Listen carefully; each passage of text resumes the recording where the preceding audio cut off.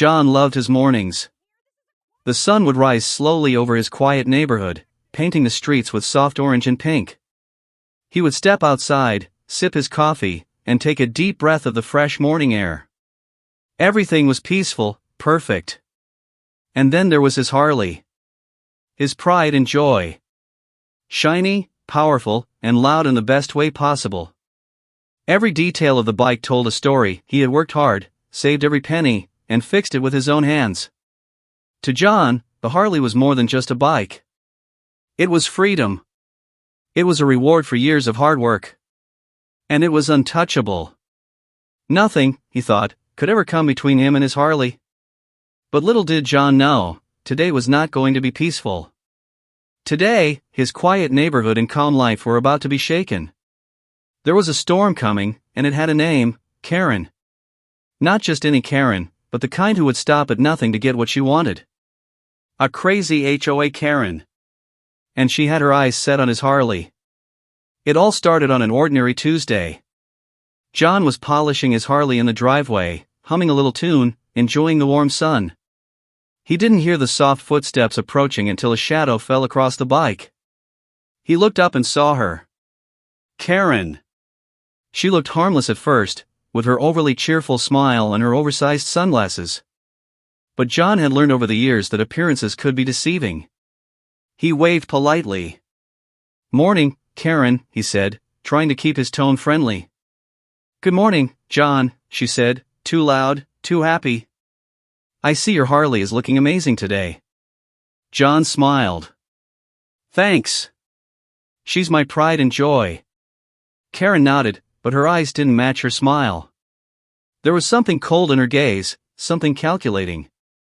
She looked at the Harley like she was measuring it, like she was thinking about what she could do to take it. John didn't notice it at first. Maybe it was the warm sun, maybe it was his trust in his neighbors. But something in her voice made him uneasy. She kept talking, casually at first, about the weather, about the neighborhood, about her son. But then, she made a comment that made John freeze. "You know, your Harley would look amazing in my driveway, for my son." John blinked. Did she just? He laughed nervously. Thanks. But it's kind of mine." Karen smiled that same unnerving smile, tilting her head slightly. "Oh, I'm sure he'd love it. You know, sometimes the HOA likes to help out good neighbors. My son could really use a bike like that." John's stomach tightened. Something about the way she said HOA likes to help didn't feel friendly at all. He tried to brush it off. Maybe she was joking. Maybe she wasn't serious. But deep down, he knew this was the beginning of trouble. Over the next few minutes, Karen didn't leave. She lingered, asking questions about the Harley, about John's work schedule, about when he was home and when he wasn't. She smiled sweetly, but every question felt like a probe, testing him, measuring him. John tried to keep the conversation casual. He mentioned that he had bought the Harley years ago, how much it meant to him, the work he had done to maintain it. He even joked lightly, hoping to lighten the mood. But Karen didn't laugh. Her eyes stayed sharp, focused. He could feel her calculating, planning. Then she said something that made John's heart skip a beat. "You know, some people say that belongings like yours should be shared, for the good of the community." John's smile faltered. He wasn't sure if she was joking or serious. He took a step back, putting a hand on his Harley, as if protecting it. I guess some people do. But this is mine. I worked hard for it." Karen nodded slowly, tilting her head, her smile growing slightly. "Of course, John. Of course. I'm just saying, sometimes the HOA has ways to make sure everyone gets a fair chance." John felt a cold chill run down his spine. He had heard stories about HOA Karen types before, neighbors who used rules, regulations, and their authority to bully others, to take things that weren't theirs. He had always thought those stories were exaggerated. But now, standing in his driveway, watching Karen eye his Harley like a prize, he realized the stories didn't even come close to the truth. He wanted to get back inside, to lock the door, to forget this ever happened. But something told him he couldn't. This wasn't just a random encounter. This was the start of a battle he hadn't asked for. And if he wanted to protect what was his, he needed to be ready. Karen lingered a moment longer, her eyes glinting in the sunlight. Then, with a small wave and a cheerful "have a great day," she turned and walked away. But her presence left a shadow over John's morning. Something inside him knew this wasn't over. As John watched her walk down the street, he felt a mix of anger, fear, and determination. He loved his Harley too much to let anyone take it from him, not even a crazy HOA Karen. He had faced challenges before, but this was different. This was personal. Little did John know, this was only the beginning. Karen wasn't going to stop with a few words. She had plans, schemes, and she thought she could manipulate the rules to her advantage. But John had a plan too. And he wasn't about to let his Harley or his peace of mind be taken without a fight. He went back inside, poured himself another coffee, and stared out the window at his Harley, shining in the sun. The calm of the morning was gone, replaced by tension. The storm had arrived, and it had a name. Karen. And she was about to change everything. The next day, John tried to go back to his normal routine. He brewed his coffee, checked his emails, and even considered taking the Harley out for a short ride to clear his mind. But the calm didn't last long. Before he could step outside, he noticed a small envelope slipped under his door. He picked it up, curiosity mixed with a strange unease. The envelope had no stamp, just a neatly printed HOA logo. He opened it carefully. Inside was a short note. "Dear John, the community has noticed your Harley. It is only fair that your son's peers in the neighborhood enjoy such a fine bike. We suggest a temporary handover to ensure fairness. Sincerely, Karen, HOA representative." John blinked. He read it twice. Temporary handover? The words felt like a punch in the gut. He couldn't believe someone could write something so absurd and expect it to be normal. His Harley was his, not a toy to be lent or borrowed by anyone. He felt a mix of disbelief and anger, but also curiosity. How far was she willing to go? He thought about confronting her, but a small part of him warned that Karen thrived on chaos. Confrontation might just feed her fire. Then, as if on cue, a loud knock echoed from his front door.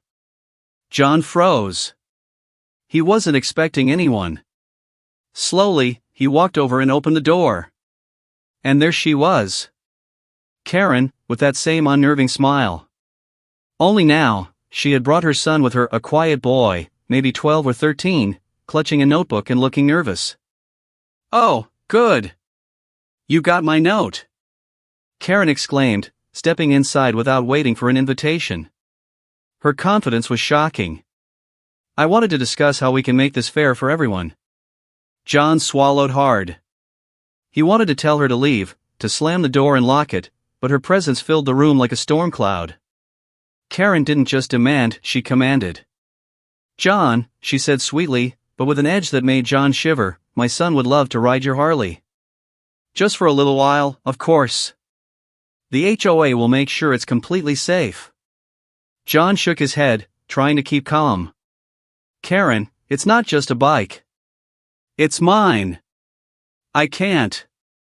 "Oh, don't be silly," Karen interrupted, walking closer. "Rules are rules, John. And the HOA has the right to redistribute things for the community's benefit. You wouldn't want to break the rules, would you?" John felt a chill. She was twisting the HOA rules to scare him. He had lived here for years and followed every regulation, yet she acted like the rules were hers to manipulate. Karen's son looked at John with wide eyes, like he didn't know what to do. He seemed uncomfortable, maybe even scared of his mother. But Karen didn't notice, or maybe she didn't care. Then she dropped the real bomb. "If you don't cooperate, John, I'll make it very difficult for you. The HOA can enforce penalties, and everyone knows I have influence." John's mind raced. Influence. Power. Threats. This was no longer a casual request, this was bullying, pure and simple. But he couldn't show fear. He had to stay calm. "You know, Karen," he said slowly, "I've read the HOA rules many times. There's nothing that allows you to take someone else's property. Especially something personal like my Harley." Karen laughed, but it wasn't friendly. It was sharp, like a blade. "Oh, John. You're so dramatic. It's just a little handover. My son just wants to try it. No harm, right?" But John could feel her intention behind the words. She wasn't just asking, she was testing him, trying to see how much she could get away with.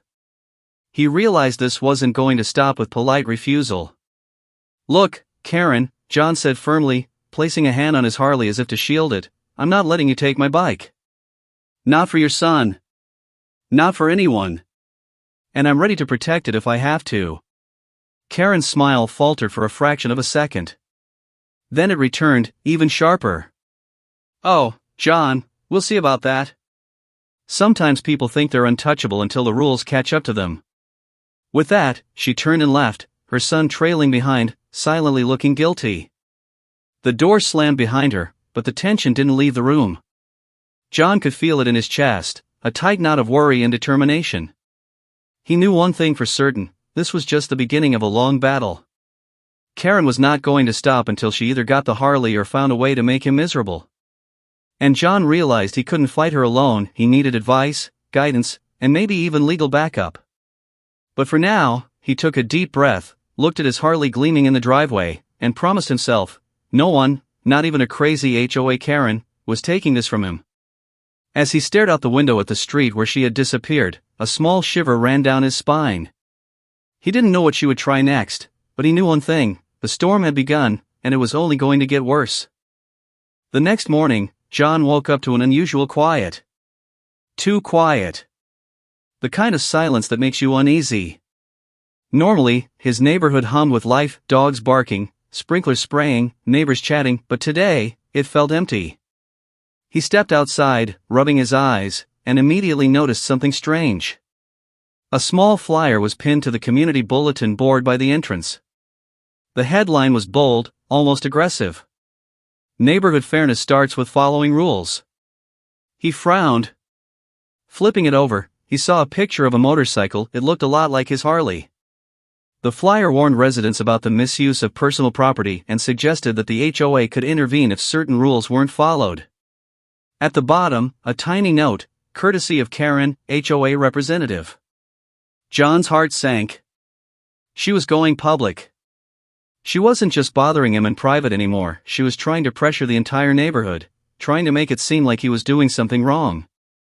Before he could think more, his phone buzzed. A text from an unknown number. "You should really think about your decisions. Sometimes rules are meant to be enforced." K. John's stomach tightened. Karen wasn't stopping. She was escalating, testing boundaries, and now, she was trying to intimidate him. But he wasn't the type to back down. He needed a plan, and fast. He walked over to his Harley, running his hands over the polished chrome, feeling the familiar warmth of the engine. "Not today," he muttered under his breath. "You're not taking this from me." By mid-morning, Karen appeared at his driveway again, but this time, she wasn't alone. 2 other HOA board members were with her, holding clipboards and wearing expressions that screamed authority. "John," Karen began, her voice sweet but sharp, "we've received multiple concerns from neighbors.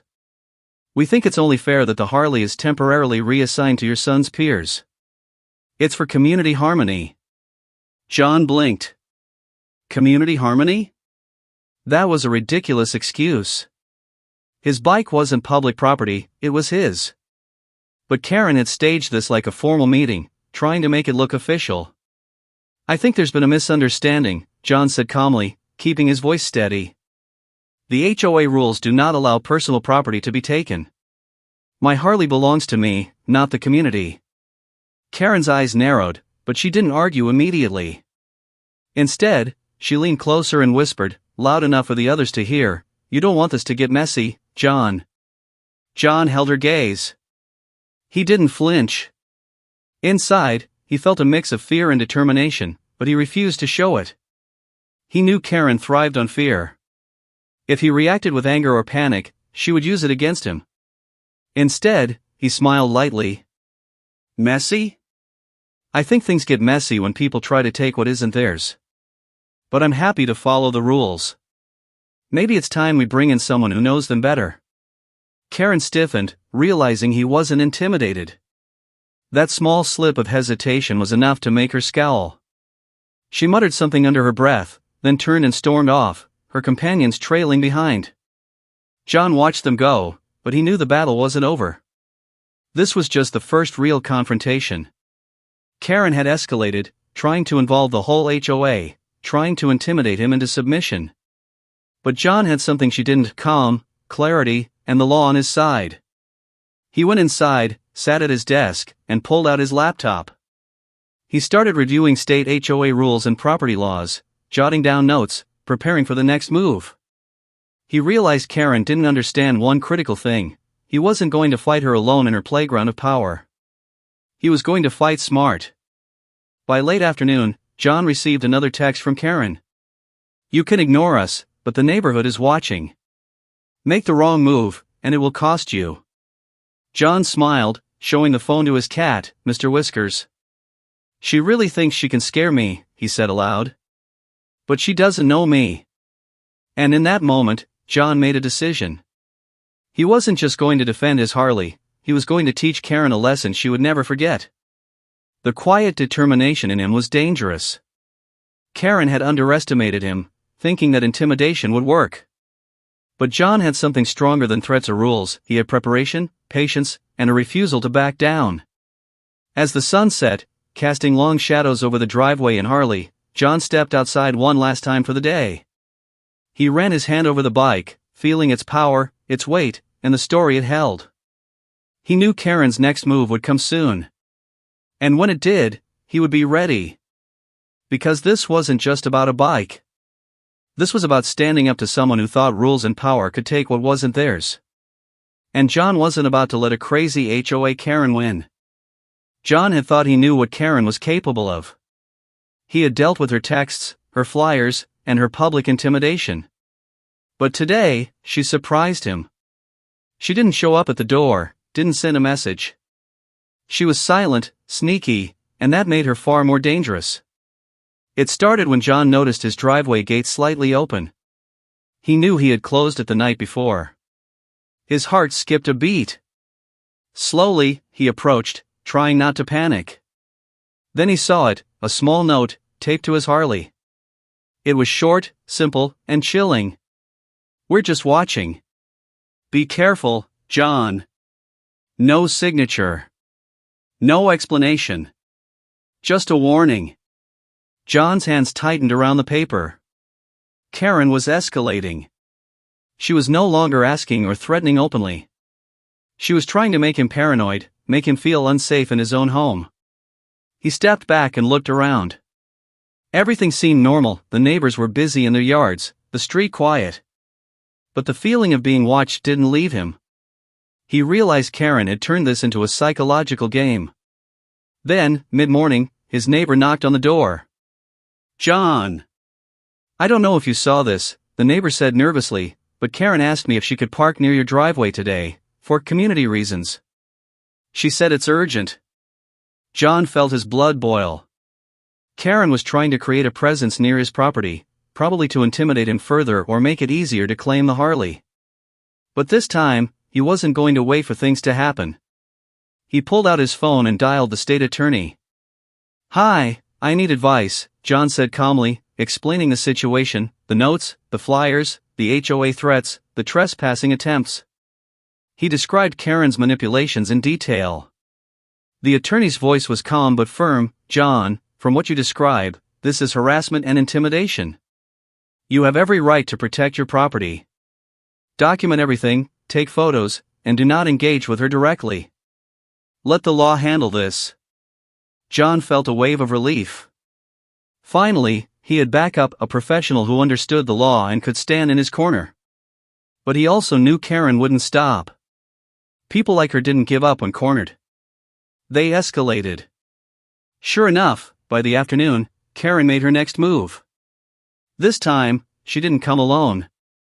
She brought a camera crew of neighbors she convinced to document community fairness. They stood across the street, filming his driveway and the Harley, whispering about how rules needed to be followed. John watched from his porch, feeling a mix of anger and disbelief. He had never imagined someone could be so manipulative. But he didn't panic. He calmly took out his phone and started recording everything too. Every note, every flyer, every camera pointing at his property, he documented it all.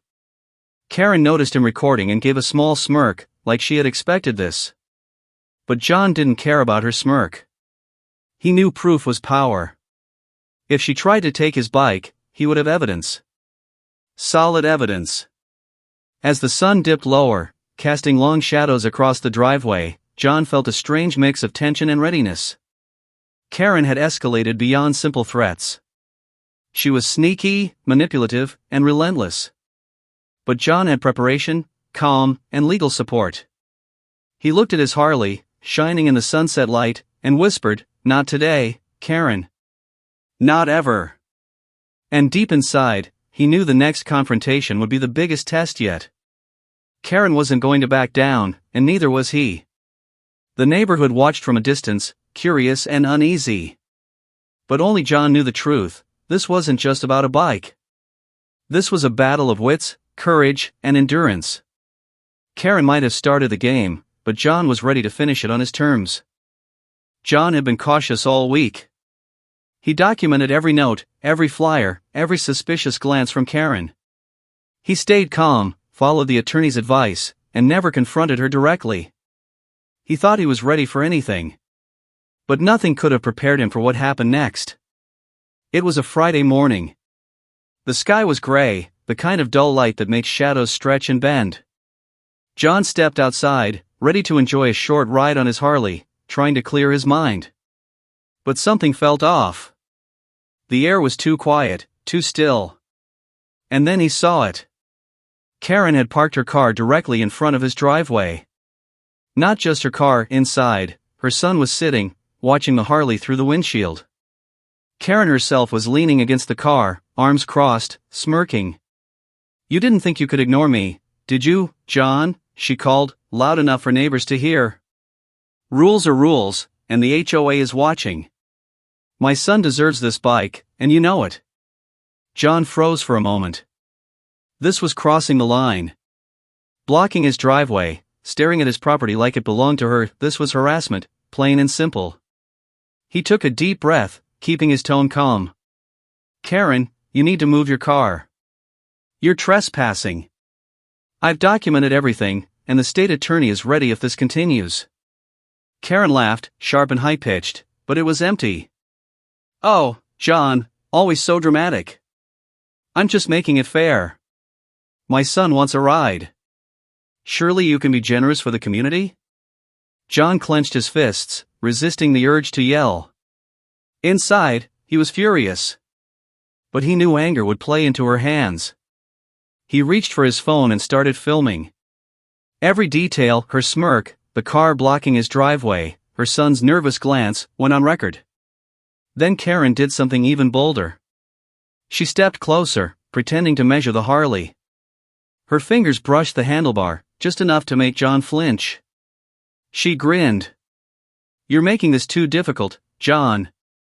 I could get the HOA to intervene tomorrow." "You wouldn't want that, would you?" John shook his head slowly, speaking with calm authority. "I know my rights, Karen. You can call the HOA, threaten me, even try to intimidate me. But my Harley stays with me. And if you touch it again, the law will handle this." Her eyes narrowed, and for the first time, John saw real frustration. Karen wasn't used to people standing their ground, especially against her manipulations. She glared at him, then back toward her car, slamming the door. But she didn't leave. She sat there, staring at the Harley, like a predator plotting her next move. John knew she wasn't finished. She had crossed a line by blocking his driveway and touching his bike. He needed backup ready. Later that afternoon, the state attorney called. "John, what you described is escalating to harassment. Take photos, keep videos, and do not confront her directly. If she touches your property again, we will take immediate legal action. John nodded. I understand. She won't catch me off guard. Not this time. That evening, he stepped outside, running his hand over the Harley. The orange sunset reflected off the chrome, making it shine like a warning. He felt a mixture of pride and tension. Pride in protecting what was his, tension because he knew Karen's obsession would only grow. He whispered to himself, "This isn't over. But I'm ready. I won't let her win." And deep down, he knew the next encounter would be the ultimate test, a showdown that could either end the harassment or push it to levels he had never imagined. Karen had crossed the line, and now, the battle wasn't just about a bike. It was about courage, strategy, and standing firm when someone thought they could bully you into submission. The morning air was crisp, carrying the faint scent of autumn leaves. John had slept little the night before, thinking about Karen and her endless schemes. Every note, every flyer, every harassment tactic ran through his mind like a rehearsal. Today, he promised himself, he would end this without losing his cool. He stepped outside, Harley gleaming in the sunlight as usual. He smiled at it, letting it shine remind him why he fought so hard. Then, he noticed her, Karen. And she was not alone. She marched toward him, heels clicking sharply on the pavement, her son trailing behind with an awkward, nervous expression. But this time, there was another figure with her, a lawyer. John had expected her bold moves, but not this. She was trying to look official, like she had the law on her side. John's stomach tightened, but he stayed calm. He raised a hand, greeting them politely. "Morning, Karen. Can I help you?" Karen's smile was sharp, almost predatory. "Morning, John. I just wanted to make sure you understand the HOA rules," she said, gesturing to the lawyer beside her. "We are only trying to maintain fairness." John nodded slowly. "I understand perfectly. And I've also reviewed the rules. My Harley is my property, protected by law. Any interference with it is considered harassment." Karen's lawyer opened his mouth to argue, but John cut him off politely. "I've already spoken with the state attorney about this. I have documentation of all your attempts, notes, flyers, videos, even witness statements. If anything happens to my Harley, the legal consequences will be immediate." Karen's smile faltered for a fraction of a second. Her eyes narrowed, scanning John's calm, steady expression. He wasn't intimidated, he wasn't defensive, he was ready. And for the first time, Karen realized she might have underestimated him. "You can't just," she started, her voice shaking slightly. "I can," John said firmly, pointing toward his Harley. "Because this is my property, Karen. And I'm standing here, calm and prepared. If you touch it, if you threaten me again, I will involve the authorities immediately." The tension in the air was electric.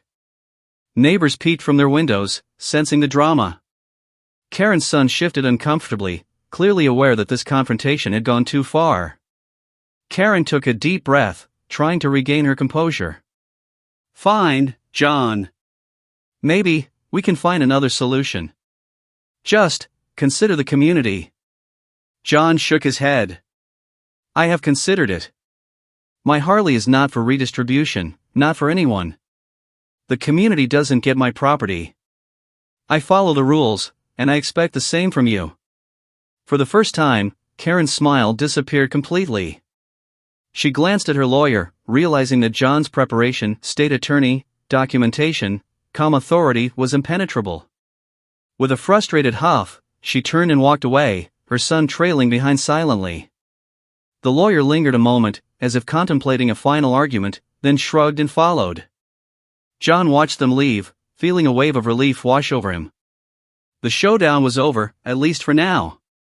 He walked over to his Harley, ran his hands over the chrome, and whispered, "Not today, Karen.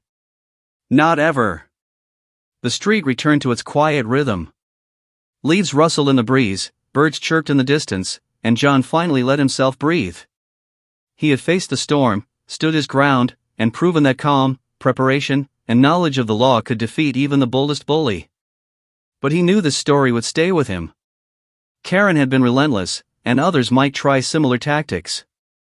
Still, John felt a newfound confidence. He had learned that standing firm, documenting everything, and involving the right people could protect what mattered most. As he revved his Harley lightly and felt the engine roar beneath him, he smiled. The battle was over, the storm had passed, and he had won not by force, not by anger, but by staying calm, prepared, and smart. And one thing was certain: Karen, or anyone like her, would think twice before ever challenging John again.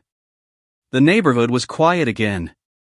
The sun was low in the sky, casting golden light over the streets, glinting off John's Harley like a silent reward for everything he had endured. After days of stress, intimidation, and planning, the battle with Karen was finally over, or at least, that's what he hoped. John walked slowly around the Harley, checking every detail. It was untouched, shiny, perfect, just as he had left it. He took a deep breath and allowed himself a small smile. It wasn't just the bike he had protected.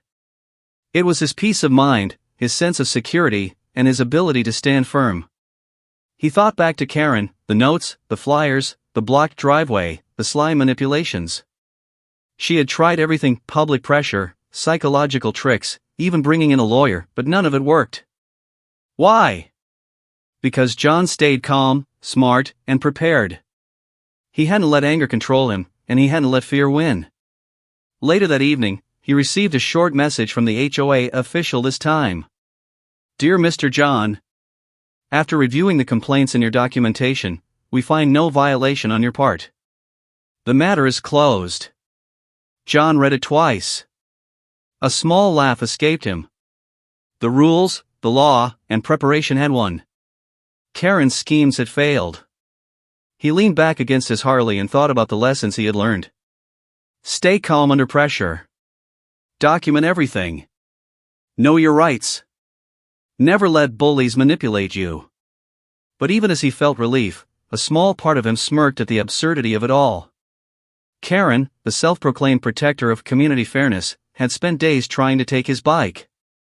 And he had survived it all without losing his cool, without escalating unnecessarily, and without giving her an inch. That night, John took the Harley out for a ride. The engine roared, and the wind whipped past him as if celebrating the victory. Each turn, each roar, reminded him of the freedom and peace he had fought for. As he parked back at home, he glanced at the street. The neighborhood seemed calm, almost unaware of the chaos that had unfolded. But John knew the truth: he had faced a storm, stood his ground, and emerged victorious. And as he walked inside, he whispered quietly to himself, a grin spreading across his face.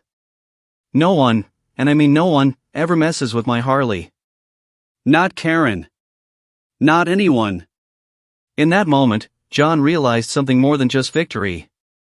He realized confidence, courage, and preparation could win battles far bigger than a Harley. They could win respect, peace, and freedom from fear. The sun dipped below the horizon, casting long shadows across the driveway.